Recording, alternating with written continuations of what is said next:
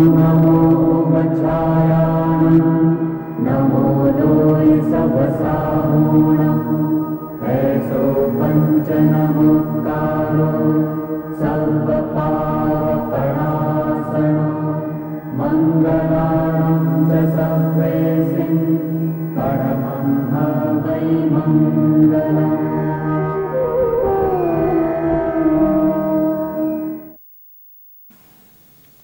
संतप्त मानस शांत हों जिनके गुणों के गान में वे वर्धमान महान जिन विचरे हमारे ध्यान में। 12 भावनाओं की चर्चा चल रही है जिसमें बोधि दुर्लभ भावना की बात है। बोधि माने रत्नत्रय, सम्यक दर्शन, ज्ञान, चारित्र, और इनकी प्राप्ति इस मनुष्य पर्याय को पाकर के भी अत्यंत दुर्लभ है। इसकी चर्चा यहाँ पर की गई है। अब इतनी दुर्लभताओं की बात अपन ने की कि मनुष्य की देह, उत्तम देश, पूर्ण आयु, शुभ आजीविका, दुर्वासना की मंदता, परिवार की अनुकूलता, सत्सज्जनों की संगति, सद्धर्म की आराधना, ये चीज़ें उत्तरोत्तर महादुर्लभ हैं और सबसे ज़्यादा दुर्लभ है आत्मा की साधना। अभी आप कह सकते हैं कि ये जो धर्म के तत्व ज्ञान की बात सुनना, ये दक्षिण भारत वालों के लिए तो बहुत कठिन है कि यहाँ से बहुत दूर पड़ता है, और वहाँ जो विद्यार्थी वो यहाँ की भाषा भी नहीं समझते हैं, और यहाँ भर्ती भी हो जाते हैं बेचारे तो 6-6 महीने तक तो वहाँ की भाषा ही नहीं समझ पाते हैं, है ना। कितना दुर्लभ है उनके लिए आत्मा की बात समझना। लेकिन जयपुर वालों के लिए तो बहुत सरल है ना। क्यों? जयपुर वाले चाहें तो इसका पूरा पूरा लाभ ले सकते हैं ना। कौन काय का लाभ? सत्सज्जनों की संगति का, यानी सद्धर्म को सुनने की बात चर्चा तो यहाँ रोजाना होती है ना अजित बाबू। तो वो तो सब जने ले सकते हैं कि नहीं, ये 3 लाख लोग जैनी और जो अजैनी है 30 लाख, उनकी बात जाने दो। क्यों? लेकिन जो 3 लाख जैनी हैं उन्हें ये सुविधा प्राप्त है कि नहीं है? बोलो। लेकिन प्राप्त होने पर भी वे लाभ क्यों नहीं ले रहे? बोलो। क्योंकि नरदेह की प्राप्ति हो गई और उत्तम देश भी प्राप्त हो गया, पूर्ण आयु भी प्राप्त हो गई है। क्योंकि जब 23 से 60-70 वर्ष की उम्र के हमारे सामने आए हो तो अगले इतने ही थोड़ी हैं जयपुर में 3 लाख में। क्यों? हजारों लोग हैं ना ऐसे, लेकिन क्यों लाभ नहीं ले पा रहे? तो वो इतनी जो स्टॉप बातें बताई, इनमें जाकर आप एक एक की जांच करो तो वो कहीं ना कहीं अटका प्राप्त मिल जाएगा। क्यों?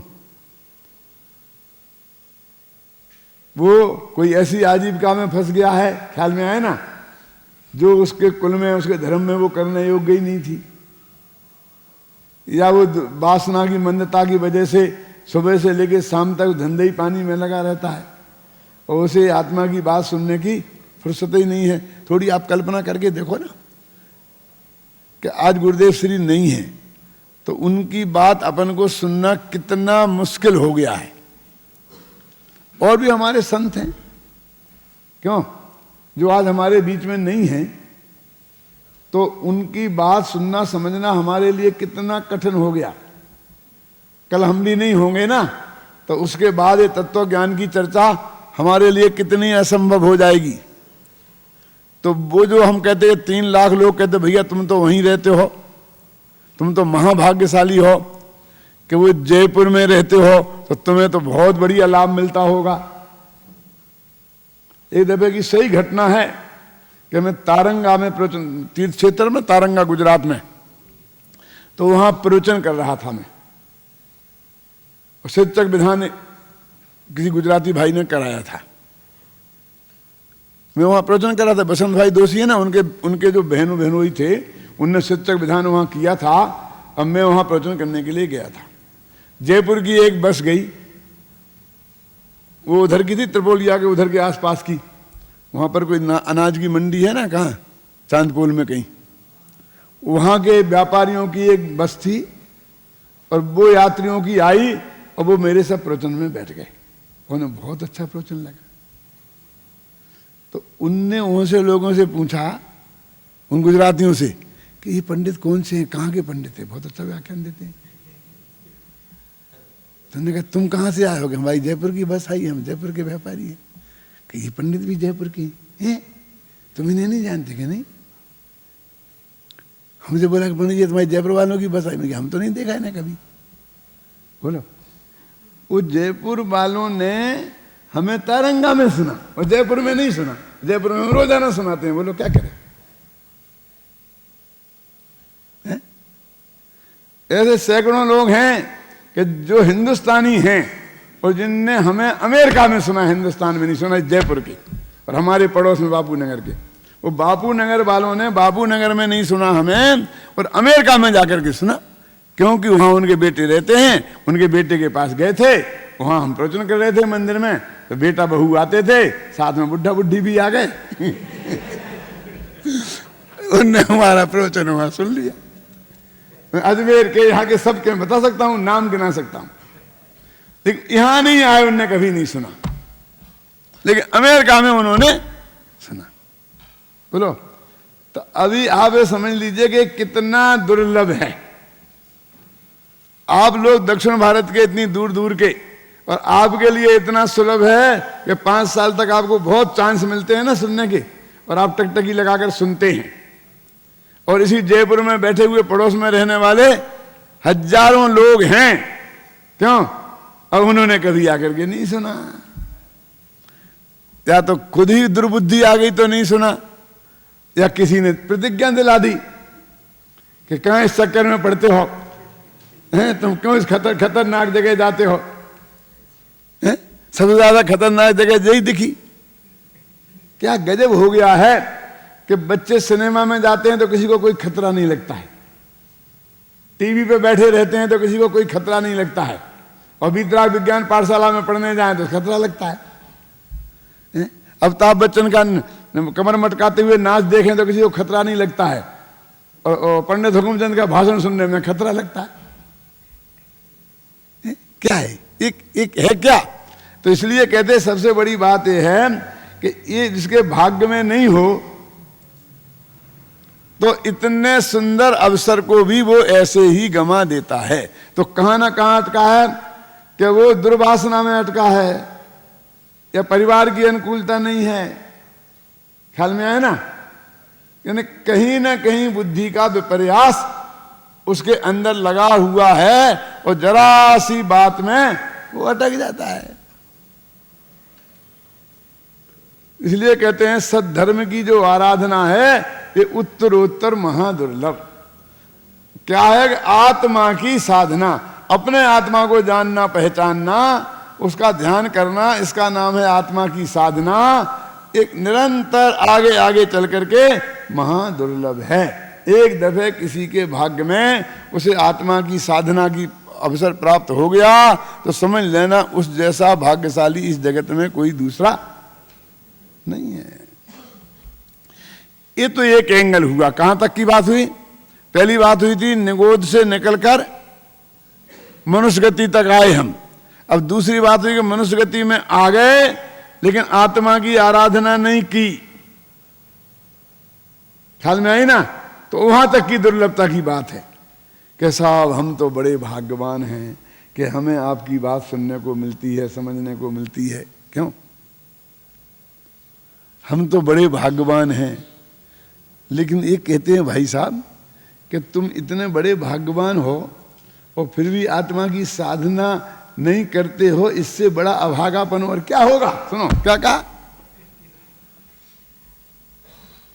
कि अभी तो आप हमें बहुत भाग्यवान कह रहे थे। सारे हिंदुस्तान से छट छट के 30-35 विद्यार्थी यहां आए विद्यालय में। क्यों? सारे हिंदुस्तान में से छट छट के आए ना। अभी उन्होंने कहते हम तो महाभाग्यवान हैं कि हमने तो इतनी बात सुनी समझी। तो क्या तुम्हारे हाथ आया? सम्मत दर्शन हुआ कि वो तो नहीं हुआ? तो कि तुम जैसा अभागा कोई हुआ नहीं, क्योंकि वो तो बेचारे यहां तक आ नहीं पाए इसलिए नहीं हुआ, तुम तो यहां तक आकर के नहीं हुआ, तो क्या समझ लेना आप, वो समझ लेना कि साहब मेरी लॉटरी निकलने वाली थी, बस एक नंबर मेरा कम रह गया, क्यों नहीं तो फिर उसमें मेरे ही नंबर आने वाला था करोड़ों रुपए की लॉटरी में, एक नंबर रह गया, क्या समझे आप कि तुम इतने भाग्यशाली थे, क्यों तो तुमने फिर आत्मा की साधना क्यों नहीं की। बहुत से लोग कहते, पूज्य गुरुदेव श्री से कहते थे, हमने साहब हम महाभाग्यशाली हैं कि उस काल में पैदा हुए कि जिस काल में आपका जन्म हुआ और हमको आपको 20-20 वर्ष तक लगातार आपके सत्समागम में रहकर का लाभ मिला, और हमने तो आपका भरपूर लाभ उठाया। क्यों कि क्या लाभ उठाया भरपूर, सम्मदन ज्ञान चारित्र की प्राप्ति हुई, आत्मा की साधना तुमने की कि वो तो नहीं हुई, तो कुछ लाभ नहीं उठाया, समझ में आया ना कि तुम भी बहुत मान रहे हो कि हमने बहुत लाभ उठाया है। हे उत्तरोत्तर महादुर्लभ आत्मा की साधना। एक कहां तक की बात हुई कि आत्मा का ज्ञान दर्शन और ध्यान, माने सम्मा दर्शन ज्ञान चारित्र की प्राप्ति, माने आत्मानुभूति की प्राप्ति, ये महादुर्लभ। कहां से, नरदेह से। वैसे तो निगोद से बात करो, निगोद से, और रत्नत्रय की दुर्लभ, बोधि माने रत्नत्रय की दुर्लभता तक की बात आई। अभी आगे और बात है कि रत्नत्रय की पूर्णता फिर महादुर्लभ है। क्यों, सम्मा दर्शन हो गया तो अनुवृत्त महादुर्लभ है, अनुवृत्त हो गया तो महावृत्त महादुर्लभ है, महावृत्त दुर्लभ हो गए तो फिर शुद्धोपयोग महादुर्लभ है, फिर श्रेणी का चढ़ना महादुर्लभ है, फिर वीतरागी होना महादुर्लभ है, फिर सर्वज्ञ होना महादुर्लभ है, फिर सिद्ध होना महादुर्लभ है। समझे ना, अभी एक लंबी दुर्लभता की एक लाइन और लग रही है। अब वो कौन सी लाइन है अन्ना जी, कि जिसे अभी हमें पार करना है। अभी तो हम इस बिंदु तक नहीं आए हैं, नरदेह तक वाले बिंदु तक कोई आ गया। अपन लोगों में से कहां कहां तक आए हैं अजित जी, कोई नरदेह तक आ गया, कोई उत्तम देश तक आया, कोई पूर्ण आयु तक आया, कोई शुभ आजीविका तक आया। ऐसे भी अभागे हैं ना इस देश में कि जिनको ऐसे उत्तम देश में उनका जन्म हुआ। ये इतने भाग्यवान थे, फिर भी जाकर अपना प्यारा देश छोड़कर थोड़े से भोग सामग्री के लिए, पैसों के लिए जाके उस मलेच्छ देश में बस गए। क्यों, जहां साग सब्जी खरीदने जाएं तो बगल में मांस की दुकान लगी है, शराब बिक रही है। क्यों, जन्म से तो प्राप्ति हो गई थी। क्यों सोगानी जी, आपके बेटे की समझ लो। ये बहुत लोग यहां बैठे जिनके बेटे वहां चले गए, वे महायोग पुण्य के योग से इस पवित्र देश में पैदा हो गए थे। क्यों, और इसमें जाकर के मनुष्य जन्म पा लिया था, जैन कुल पा लिया था। क्यों, और आत्मा परमात्मा की तत्व चर्चा सुनने का मौका भी मिल गया था, और महीनों प्रवचन भी सुने थे, और बीच में बस हो गए सॉफ्टवेयर इंजीनियर, भाग गए, बस मलेच्छ देश में चले गए। इतनी उपलब्धियां के प्राप्त हो जाने के बाद बस काय से क्यों चले गए, क्यों चले गए? क्योंकि दुर्वासना की मंदता नहीं थी, बहुत ढेर सारा परिग्रह चाहिए था। आप समझिए ना, आप समझ लो, सोच लो एक एक बात। इतने बढ़िया से बढ़िया अवसर छोड़ करके चले जाते कि नहीं चले जाते हैं। ये हमारे जो विद्यार्थी हैं इनकी बात करता हूं, ये 5 साल पढ़ते हैं, हो जाते हैं, फिर जाकर जैसलमेर के किसी गांव में जाकर के इनकी मास्टरी की नौकरी हो जाती है। न वहाँ जैन मंदिर, न तत्व की बात सुनने की, न सुनाने वाले, न किसी को सुनाए, न किसी की सुने, वहाँ जाकर के पढ़ जाते। और मैं कहता हूँ क्या जरूरत है वहाँ जाने की, यहीं रहो ना, सुनो आत्मा परमात्मा की बात। क्यों कि नहीं, यह चांस नहीं है तरक्की के। यहाँ 5-7 हजार मिलेंगे, वहां 10,000 मिलते हैं। क्यों? अरे जाकर के वहां पर पाकिस्तान के बॉर्डर पे जाकर मरते हैं। तो इसलिए कहते हैं कि उत्तरोत्तर महादुर्लभ आत्मा की साधना। अब यहां तक, अब यहां आ गए, सम्मा दर्शन ज्ञान चारित्र हो गया, तो व्रत का होना इतना आसान है? फिर वो कितनी कितनी बाधाएं लोग की दिखाई देती कि नहीं दिखती हैं कि साहब क्या करें, हम तो मुनि हो जाते, लेकिन शास्त्र में लिखा है कि उद्दिष्ट आहार के बिना नहीं ले सकते। अब आजकल तो कोई हमें दिखता ही नहीं कि जो उद्दिष्ट आहार नहीं, मुनि महाराज के उद्देश्य से नहीं बनावे और हमको आहार मिल जाए, ऐसा घर ही नहीं रहा, इतना पवित्र खाना खाता हो, तो हम कैसे बन पाएंगे? क्यों? शास्त्रों में लिखा कि मुनिराज तो वनवासी होते हैं, अब हम तो वन में तो रह ही नहीं सकते हैं। आप समझे ना? तो ये यहां तक आ गए, आत्मा की सम्मा समझ लिया, तो आगे का जो धर्म है उसमें भी कितनी कितनी बाधाएं खड़ी हुई हैं। उन सारी बाधाओं को पार करके देखो, जैसे मैं त्रिंच पर्याय का उदाहरण देता हूं कि महावीर का जीव जो शेर की पर्याय में था और उसने उनका उपदेश सुना, 2 मुनिराजों ने उपदेश दिया, तो अब जरा कल्पना करो, ये हाँ ये है, वो है ना शेर यहां पर, कहां है? उधर लास्ट में, उधर पे एक चित्र है। तो उस चित्र में अब देखना कि ये बताया है कि 2 मुनिराज एक सिंह को उपदेश दे रहे हैं। बताया कि नहीं बताया? अब मैं पूछता हूं, शेर के लिए ये तत्वोपदेश सुनना, सज्जनों की संगति मिलना कितना दुर्लभ काम था? कोई कल्पना कर सकता था कि शेर को जाके कोई उपदेश देगा? ये सोता हुआ सांप और शिकार करता हुआ शेर, ये सबसे ज्यादा खतरनाक होते हैं, आप जानते हैं। सोते हुए सांप को जगाया तो समझ लें तुम्हारी मौत नक्की है। और जब शिकार खा रहा हो शेर, उस वक्त उससे कोई ने छेड़खानी करी तो उसे छोड़ेगा नहीं वो। तो वो शिकार को खा रहा था, हिरण को, कुछ मांस पेट में चला गया था, हाथ गीले हो रहे थे, खून से रंगे हुए थे, कुछ मांस मुंह में पड़ा था, कुछ जमीन पे पड़ा था। और ऐसे अवसर में कोई उन्हें उपदेश देने आएगा बिना निमंत्रण के, और आने जाने का किराया भी नहीं देने वाला कोई? क्यों? और ऐसे पात्र उपदेश देता,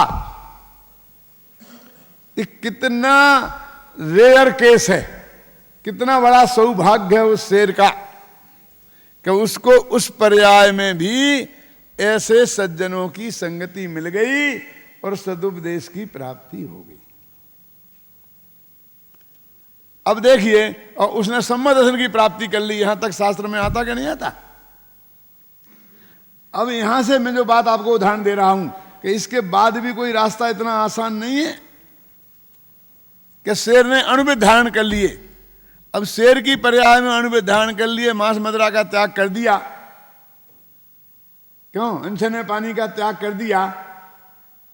अब उसका जिंदा रहना कितना कठिन है, कल्पना करो आप। क्योंकि उसकी दांत और आंतें इस शाकाहार घास फूस को पचाने की ताकत नहीं रखते हैं। घास खावें और पचा लेवें, क्योंकि उसके दांत ही चीरने फाड़ने वाले हैं, उसके दांत चबाने वाले नहीं हैं। तो सीधा घास तो खा नहीं जाएगा, और आंत भी छोटी सी है, उसे पचा नहीं सकती। और हलवा पूड़ी उसे कौन खिलाएगा? क्यों? ये मनुष्य गति के जो वृत्ति हैं उनको तो खिलाएंगे बादाम का भी हलवा लोग, 8 पहरे शुद्ध घी का। उस शेर को कौन खिलाएगा? तो बोलो, सारे जीवन भर भूखा मरने की कीमत पर उसने अणुव्रत लिए। कितने लोग लेने के लिए तैयार हैं? आसान काम है आगे का रास्ता। तुम कह रहे द्रव्य क्षेत्र काल भाव खराब है, उस शेर के बराबर तो तुम्हारे लिए द्रव्य क्षेत्र काल भाव खराब नहीं है ना? अनछना पानी कैसे छोड़ दिया? अब छना पानी कैसे पिए? कपड़ा कहां से लाए और रखे कहां? और हाथ पैर ऐसे नहीं कि उसे छान ले, फिर लोटा तो है ही नहीं, रस्सी नहीं है, कुएं से पानी निकाले कैसे? तो मालूम क्या है, ऊपर से झरना गिरता है बहुत ऊंचाई से, तो जो वो पानी गिरता है उस पानी को प्रासुक माना जाता है, बस उस पानी को पी ले, बस खत्म। अब वो झरना कहां कहां मिलेगा उसे? कहाँ कहाँ उपलब्ध है झरना। हम तो हाथ में बोतल लिए फिरते हैं, जहाँ जाते तो पानी साथ में, पानी साथ में, पानी साथ में। वो कहाँ पानी साथ में लेके चले, उसे ऐसा कहाँ जगह मिले कि हर जगह रोजाना प्राशुक पानी दिन को मिल जाए समय पे। तो इस कीमत पर उसने अणुविद धारण किए हैं? और हमने 50 शर्तें लगा ली कि पंचम काल में ये नहीं हो सकता, ऐसे नहीं हो सकता, तो इस सारी सुविधाएं भी प्राप्त कर ली। ये नहीं हो सकता इसलिए अब ऐसा कर लिया, ये नहीं हो सकता इसलिए ऐसा कर लिया, ये नहीं हो सकता इसलिए ऐसा कर लिया, है ना। तो इसलिए कहते हैं कि सम्यक दर्शन के बाद फिर अणुव्रत होना, महाव्रत होना, श्रेणी का मानना, पूर्ण वीतरागी होना, सर्वज्ञ होना, ये उत्तरोत्तर महादुर्लभ, ऐसा समझ लेना। आत्मा की पूर्णता, यहां तक आत्मा की साधना थी और आत्मा की परिपूर्णता भी उत्तरोत्तर महादुर्लभ है। सोचना। मैंने तो यहीं तक बात समाप्त कर दी है, उत्तरोत्तर महादुर्लभ आत्मा की साधना। ये पंचम काल तक जीव यहीं तक आ जाए तो बहुत बड़ी बात है।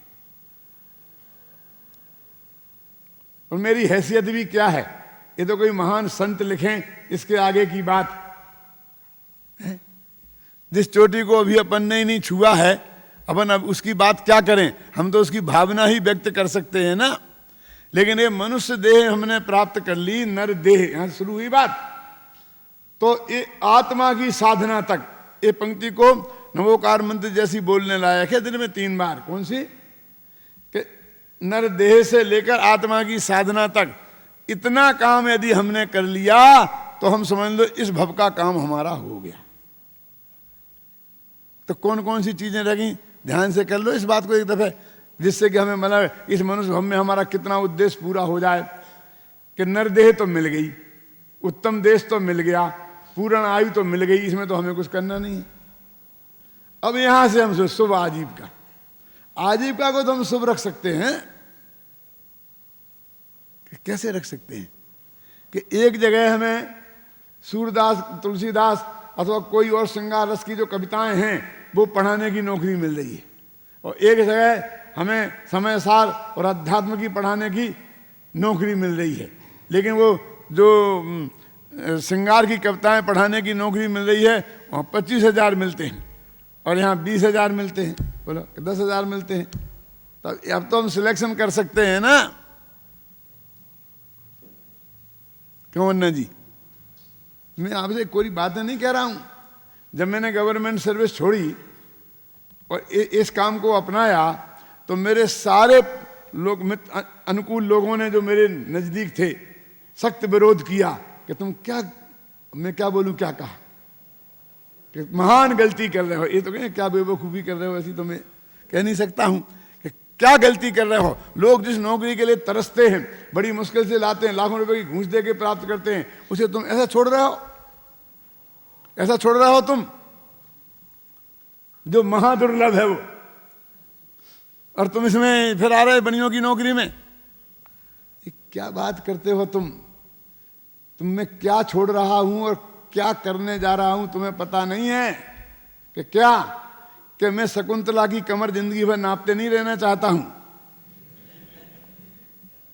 यदि मैंने संस्कृत प्राकृत का अध्ययन किया है, यदि मैंने जैन शास्त्रों का गहरा अध्ययन किया है, तो मैं उन विद्यार्थियों को शकुंतला की कमर कितनी थी और श्रृंगार रस की कविताएं पढ़ा कर अपनी सारी जिंदगी नहीं खोना चाहता हूं। वो युद्ध की चर्चाएं करके मैं चाहता हूं कि अमृतचंद्र को पढ़ाऊं, आत्मख्याति को पढ़ाऊं, समय सार को पढ़ाऊं। सारी जिंदगी मेरे इनके अध्ययन अध्यापन में बीते। लिखूं तो इसे, पढ़ूं तो इसे और पढ़ाऊं तो इसे। कि स्थायी नौकरी छोड़ के तुम अस्थायी नौकरी पर जा रहे हो। मैंने कहा अच्छा, नौकरी स्थायी, नौकरी माने गुलामी, तो अच्छी तरक्की हुई ना कि पक्की गुलामी छोड़ के कच्ची गुलामी में आ रहे। यदि वो नौकरी गुलामी का नाम है तो अब वो स्थायी है, लेकिन पहले हम स्थायी हैं। क्यों? कि नौकरी नहीं छूटेगी, लेकिन तुम्हारी देह छूटेगी कि नहीं? ये देह की गारंटी नहीं है तो गारंटी वाली नौकरी का क्या करना। कहने का आशा ये है भाई कि हम चुनाव करें। ये शुभ आजीविका ऐसे ही नहीं मिल जाएगी। क्यों? आप शुभ आजीविका के लिए आपको सिलेक्शन करना पड़ेगा, और सिलेक्शन करने के लिए कुछ त्यागना भी पड़े तो त्यागना भी पड़ेगा कि नहीं पड़ेगा? अरे नौकरी तो उसकी भी मिल सकती है कि कत्ल खाने में जाएं और कत्ल करने का मशीन चलाएं। हम थोड़ी करते हैं, तो बटन दबाते हैं अकेले, वो गाय कट जाती है। हम थोड़ी कुछ करते हैं, हम तो उसका अकाउंट लिखते हैं अकेला। हम थोड़ी कुछ करते हैं, वो तो डब्बा बंद तैयार मांस का आता है, उस हम तो बेच देते हैं। हम थोड़ी कुछ करते हैं। अरे भाई, तू उस महापाप में योगदान कर रहा है, महापाप कर रहा है, कुछ नहीं करते हैं, ऐसा नहीं चलेगा। इसलिए कहते शुभ आजीविका भी तुम्हें बुद्धि पूर्वक करनी पड़ेगी। मेरे कहने का मतलब यहां से यहां तक पहुंचने की जो बात मैं आपसे कह रहा हूं ना, नरदेह से अपनी ड्यूटी शुभ आजीविका से शुरू हो जाती है और आत्म साधना तक पहुंचती है। ये काम हमने अभी यहां कर लिया तो समझ लेना हमने बोधि दुर्लभ भावना की सफलता कर ली। अभी बोधि दुर्लभ भावना का एक बहुत बड़ा पक्ष बाकी है कि अभी तक तो बता रहे कि ये बहुत कठिन है, अभी ये बताना बाकी है कि बहुत सरल है। इसकी चर्चा कल। ओम शांति शांति शांति। ॐ नमो हरिहन्ताणम्। ॐ